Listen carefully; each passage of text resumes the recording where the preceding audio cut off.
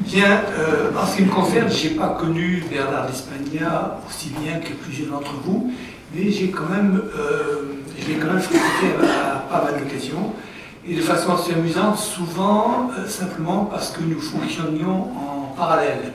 Lui faisait un exposé, il faisait l'exposé principal en tant que spécialiste des questions, et puis moi je faisais l'exposé secondaire, le physicien de base qui complétait l'exposé du maître. Et on avait toujours beaucoup de plaisir à se rencontrer à cette occasion-là. Cela dit, je l'ai rencontré de façon plus détaillée à deux occasions qui pourraient ont été des grandes occasions. La première, ça a été, j'allais dire, la fameuse conférence de Richer en 1976, qu'il avait organisée conjointement avec John Bell. Alors, nous avions, au LKB, nous avions vaguement entendu parler des inégalités de Bell, en des termes généralement pas tellement laudatifs d'ailleurs. C'était un peu des choses pour les gens étranges, mais Kastler, que nous vénérions tous et à juste titre, lui était, je crois, un des premiers Français, avec d'Espagna, à comprendre que c'était une question intéressante. Et Kastler nous avait fait un petit séminaire interne au LKB en disant, vous savez, il y a John Clauser qui fait des manifs très intéressantes, on devrait s'intéresser à ça. Et après ça, il y a eu l'annonce du colloque des Richer, et j'ai été parler à mon ami Claude Cohen-Tenology, on écrivait un livre ensemble à l'époque, disant ça peut être intéressant, au fond, si j'allais voir ce qui se passe. Il m'a dit oui, va voir, et puis tu me diras si c'est sérieux, intéressant. Pour moi, c'était une révélation, parce que John Bell était là, d'Espagna et beaucoup d'autres, c'est là que j'ai fait connaissance d'Alain Aspect. C'était à ce colloque-là que les premières expériences de vérification, de violation des inégalités John Clauser et Ed Frank étaient présentés, donc c'était vraiment un tournant dans la conception de la mécanique quantique. Donc pour moi, c'est resté un très grand souvenir, et ça a débuté une longue amitié, une collaboration avec Alain Aspect, qui hélas n'est pas avec nous aujourd'hui. La seconde occasion, ça a été un colloque au Collège de France, à la Fondation Hugo. Là, c'était deux professeurs au Collège de France qui l'organisaient, Claude Cohen-Tenology et le philosophe Jules Villemin, qui est décédé depuis, sur la mécanique quantique. Et donc, on avait dit, il faut absolument inviter Bell, et bien sûr, Bernard d'Espagna était un des invités d'honneur. Et il y avait, j'allais dire, l'opposition qui se manifestait par la présence d'Anatole Obragam, par exemple, qui était lui un bon physicien pur et dur, et qui voulait du concret, et les discussions étaient extrêmement amusantes entre lui et John Bell. Bon, après cette petite introduction, ce dont je voulais parler, c'est de ce que dit le titre de Transparent qui est derrière vous, c'est où se cache pour finir exactement la non-localité de la mécanique quantique. Ou si vous voulez, j'ai mis un sous-titre en dessous, je vais m'amuser à essayer de démontrer le théorème de Bell dans le cadre de mécanique quantique. Vous savez tous, je cours à l'échec, mais je veux voir exactement où se présentent les difficultés. C'est démontré ou démontrer? Ah, révélateur. Démontrer. Bon, je vais commencer par vous rappeler des choses que vous avez tous, mais souvent on aime bien entendre des choses qu'on sait déjà. C'est quelles sont les hypothèses des deux fameux théorèmes qui s'enchaînent, qui sont le théorème EPR, j'aime bien l'appeler théorème parce que c'est vraiment un théorème, et le théorème de Bell. Bon, les hypothèses, vous les connaissez. La première, c'est qu'on part de l'idée que toutes les prédictions de la mécanique quantique sont exactes. La deuxième, c'est une hypothèse de réalisme au sens réalisme EPR. EPR prennent le soin de bien le définir dans leur article par la fameuse phrase que vous connaissez tous par cœur, donc je n'ai pas reproduite. La troisième, c'est la localité. Et puis on ajoute quelquefois d'autres hypothèses qui sont effectivement des hypothèses que l'on fait dans le genre le libre arbitre qui revient en gros l'idée qu'on peut faire des expériences en physique et quelquefois d'autres. Donc, le point qui me semble important, c'est de bien comprendre, de ne pas faire le malentendu habituel, qui est de ne pas voir le lien entre EPR et le théorème de Bell. Bell insistait toujours beaucoup sur le fait que son travail consiste à reprendre le raisonnement EPR où les auteurs l'ont laissé et le continuer. C'est-à-dire qu'il prend au sérieux l'idée d'existence d'éléments de réalité dont EPR va démontrer l'existence, et regarde si effectivement on peut développer une théorie qui reste toujours compatible avec la mécanique quantique, et il s'aperçoit que cette théorie est extrêmement non locale. Donc sur le plan logique, si vous voulez, ce que démontre Bell, c'est que parmi ces quatre hypothèses forment un système autocontradictoire, et donc il faut abandonner une de ces hypothèses. Alors, a donné lieu à beaucoup de travaux expérimentaux, je ne reviens pas, je pense que la plupart des gens sont convaincus, pas tous, que la mécanique quantique fonctionne bien. Maintenant, le libre arbitre, dans la mesure où son refus mettrait en question pratiquement la méthode scientifique, je pense que peu de personnes sont vraiment veulent refuter les idées du libre arbitre. Donc il reste 2 et 3. Alors là, vous avez un combat homérique qui dure depuis 30 ans, entre ceux qui vous expliquent avec passion que la mécanique quantique est parfaitement locale, mais simplement il faut prendre une autre notion de réalisme, et puis ceux qui vous expliquent qu'elle est non locale, mais qu'elle peut parfaitement être rendue réaliste. Et nous avons des nouvelles versions de ces arguments qui apparaissent tous les jours. C'est pas dans le bon sens, comme ça. Donc, quelle est la situation actuelle? Nous avons une espèce d'asymétrie. Sur la gauche, j'ai mis, de façon très schématique, le schéma qui cherche à résumer toutes les tentatives qui ont été faites. Les gens cherchent à démontrer l'unité de Bell à partir de tout un tas de systèmes d'hypothèses. Alors certains prennent un réalisme différent, d'autres introduisent, y compris Bell lui-même, introduisent le non-déterminisme dès le départ, d'autres vont remettre en cause le libre arbitre, comme je disais tout à l'heure, etc.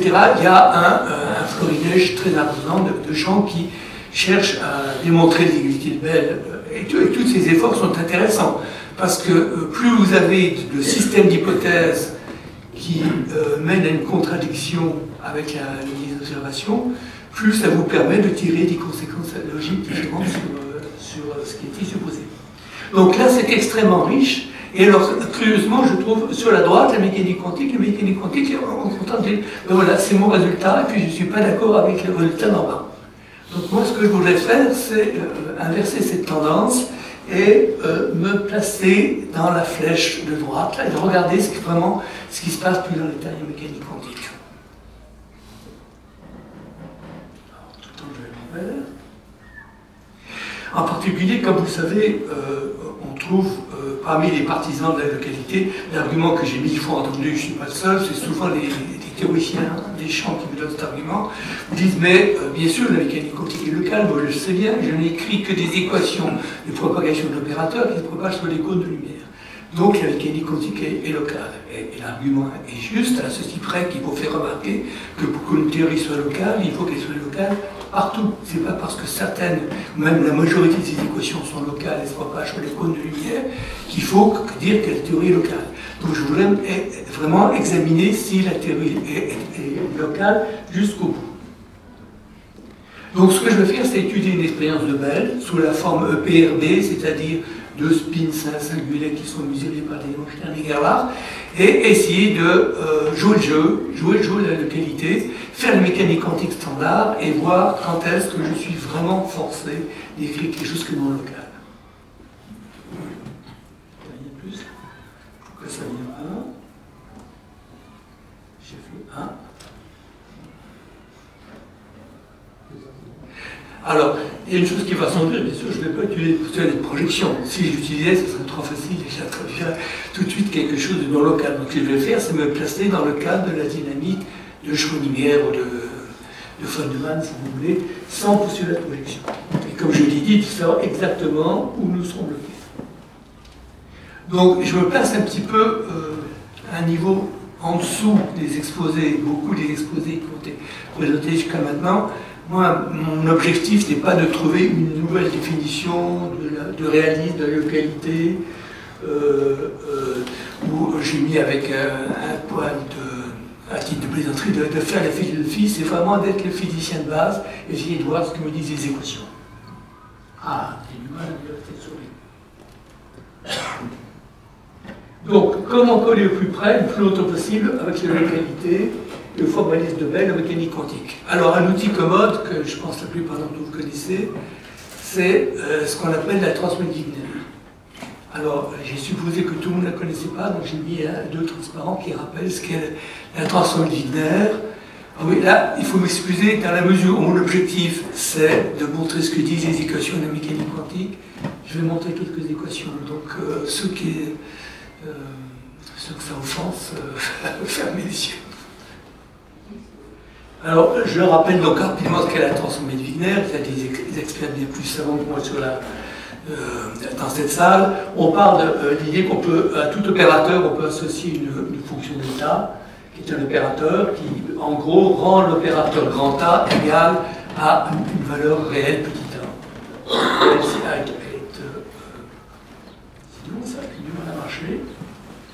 On définit comme ça un opérateur de Wigner qui effectue cette opération de fonction delta à la fois pour position et impulsion. Ça va être un opérateur qui nous renseigne, qui donne l'information à la fois sur position et impulsion.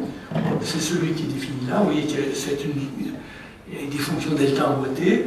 Et la transformée de Wigner, c'est une fonction de la position et de l'impulsion qui est la valeur moyenne de cet opérateur. Il y a un tas de façons d'écrire, mais ça, je pense, c'est la façon la plus directe de l'écrire. Pourquoi c'est sympathique et pourquoi? Parce que ça ressemble terriblement à une fonction de distribution classique. Bon, vous allez voir, le BI a une équation d'évolution qui ressemble beaucoup à l'équation de Liouville, la mécanique classique, donc ça on aime bien parce qu'on est familier avec ça. En particulier, la valeur moyenne d'une grandeur, ça va simplement être l'intégrale sur une variable RP de la distribution linéaire par la grandeur. Ça, c'est exactement la formule de mécanique statistique classique. Quelque chose. Ah. Et si je calcule son évolution dans le temps, ça c'est un peu ça la façon technique, eh bien on obtient une équation qui, à gauche, a les gens qui font la mécanique statistique reconnaissent l'évolution de la distribution, le terme d'entraînement de nos livres, et là c'est un terme de interaction, et lorsque le potentiel varie lentement par rapport au longueur des particules, on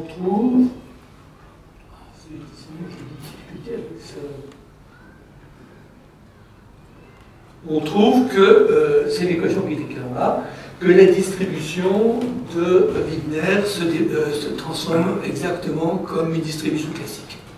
Donc la seule chose qu'il faut voir là, dans cette équation qui peut paraître horrible, c'est que là c'est l'évolution de la distribution, ça c'est quand les particules de certaines vitesses, la distribution se déplace, et ça c'est parce qu'il y a un potentiel qui agit sur les particules, elles changent leur vitesse. C'est F égale m gamma.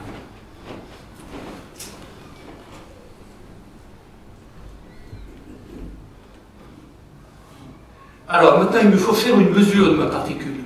Donc je vais supposer que la particule va là où elle veut, sous l'effet de la potentielle, et que je vais mesurer la probabilité. Une fois de plus, ce que je cherche à faire, c'est me ramener le plus près possible du formalisme habituel des inégalités de Bell. Me ramener, je cherche la probabilité de mesurer la particule dans certaines régions de l'espace. Donc c'est simplement l'intégrale dans la région de l'espace de la position, l'intégrale sur toute les positions de cette distribution. Donc ce que je peux faire, c'est réécrire ceci. On introduit, c'est un peu technique, excusez-moi, le propagateur de l'équation de Wien. On peut montrer que cette probabilité plus s'écrit sous la forme de la valeur moyenne dans les distributions initiales d'une certaine fonction qui est caractéristique de notre mesure, qui fait intervenir le propagateur de l'équation de Liouville. Bon, la forme des équations importe peu, la seule chose qu'il faut savoir, c'est que ça, c'est vraiment absolument analogue à ce qu'on trouve en mécanique classique. Donc il ne peut pas y avoir d'effet quantique qui apparaît à ce stade. Bon, maintenant j'en viens à deux particules. Alors pour deux particules, en gros c'est exactement la même chose. La distribution de Wigner évolue parce que les deux particules se déplacent. Ça c'est simplement le déplacement des deux particules. Et puis là, il y a une action de la force sur la première particule, la loi Newton, et là vous avez la loi Newton pour la deuxième particule. Jusqu'ici nous sommes toujours en mécanique classique, en mécanique quantique mais avec des équations qui sont parfaitement classiques. Et maintenant, lorsque je mesure les positions des deux particules, eh bien, je peux trouver chaque particule soit dans une région R1, soit dans une région R2, et j'écris les probabilités, les 4 probabilités possibles. Je peux trouver la particule 1 dans R1, R1+, la particule 2 dans R1+, ou bien il y a 4 possibilités. Donc je peux écrire les probabilités sous la forme de... j'ai oublié de dire une chose importante, excusez-moi. Une chose importante, c'est que la fonction qui propage la fonction linéaire est un produit. Est un produit, ça c'est parce que le deuxième ordre est une somme de termes. Bon, alors là, dès que vous êtes familier avec les iniquités de Bell, vous connaissez déjà qu'on est relativement proche de l'iniquité de Bell. C'est le type d'intégrale que Bell écrit dans son article. Donc, je peux écrire que si j'écris la probabilité du produit du résultat de deux mesures AB, eh bien c'est simplement l'intégrale sur, ici j'ai deux positions, deux impulsions, une fonction A par une fonction B par la distribution linéaire. Donc de ça découle une égalité de Bell, c'est la fameuse égalité BCH-SH, qui est que la différence est la somme de 4 produits de valeur moyenne est comprise entre plus 2 et moins 2. Donc ce que j'ai montré là jusqu'ici, c'est que tout est classique. Ça veut dire que tant que j'ai des particules qui n'ont pas de spin et qui se propagent avec des potentiels qui varient lentement à l'échelon de longueur d'onde, je ne peux jamais violer les égalités de Bell. Alors maintenant, je rajoute le spin. Rassurez-vous, je rajoute le spin, puis rajouter 2 spins, et puis c'est ça fini. Donc nous sommes déjà à la moitié du chemin. Alors quand je rajoute le spin, mais là encore c'est un peu technique, mais peu importe, c'est-à-dire que la distribution de Wigner que vous aviez inventée, une fonction de R et de P, elle devient une matrice 2 par 2 qui caractérise les propriétés du spin. Et vous prenez comme hamiltonien l'évolution du spin, vous avez la somme d'une énergie cinétique, d'une énergie potentielle qui n'agit pas sur le spin, et puis ça c'est le terme auquel tout le monde est habitué, c'est le terme de couplage magnétique entre le spin et le champ magnétique. Et après ça, vous écrivez l'évolution de la torsion de Wigner. Alors là, c'est exactement comme tout à l'heure, à part qu'il y a 2 termes en plus. Est-ce que je peux les avoir? Il y a ce terme-là qui apparaît, qui est un commutateur, et qui est tout simple. Ça, c'est la précision de l'arbre. Ça vous dit simplement que quand un spin est placé dans un champ magnétique et qui porte un vent magnétique, il tourne autour du champ. Bon, ça, on connaît bien. Et le deuxième terme, c'est un anticommutateur, peu importe. C'est le terme de force de Stern-Nigerlach. C'est le terme qui vous dit que lorsque vous avez un gradient de champ magnétique, il y a un gradient de champ magnétique dans cette expression-là, à ce moment-là, ça exerce une force sur l'atome. Alors, quand vous faites une mesure de Stern-Nigerlach, peut-être je devrais le rappeler, ça consiste à envoyer des atomes qui ont un spin dans un appareil qui a un champ magnétique qui a un gradient de champ magnétique. Et si le spin des atomes est vers le haut, les atomes sont déviés vers le haut. Si le spin est vers le bas, les atomes sont déviés vers le bas. Donc ce que nous disent les équations précédentes, c'est que lorsque l'atome arrive, par exemple de Traviol, dans la région de Stern-Nigerlach, ce qu'il faut faire, c'est le projeter sur les deux directions où il y a le champ magnétique. Ça se montre techniquement, je ne vais pas le faire parce que ce n'est pas un cours de physique que je fais maintenant. Il faut projeter sur la partie up, la partie down, la partie du spin en haut, la partie du spin en bas, et chacune de ces composantes vont évoluer indépendamment. Il y a des cohérences entre les deux, mais elles disparaissent extrêmement vite par des cohérences. Donc là, l'effet du Stern-Nigerlach, c'est de séparer mon paquet d'ondes, ma distribution de Wigner, en 2 morceaux qui partent en haut et en bas.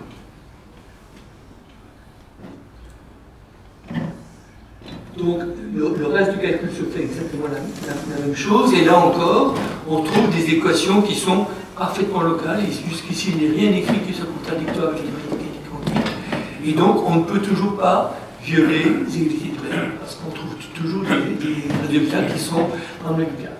Alors là, enfin, j'arrive maintenant dans le cas, tout le monde m'attend en tournant, j'imagine, qui est, voilà, qui est 2 particules dont les spins peuvent être intriqués.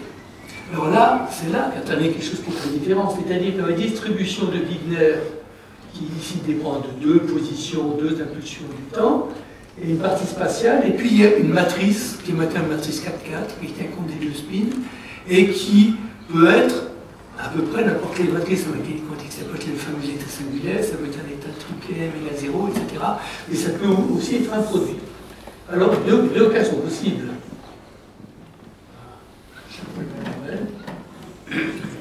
Lorsque les spins ne sont pas corrélés, c'est-à-dire ce que vient à dire lorsque cette matrice-là est un produit d'une matrice pour un spin 1 par un spin 2. À ce moment-là, tout se passe exactement comme précédemment, et une fois de plus, on démontre les unités de Bell. Ce qui n'est pas étonnant, là, on sait bien qu'on ne va pas violer les unités de Bell avec des spins non corrélés.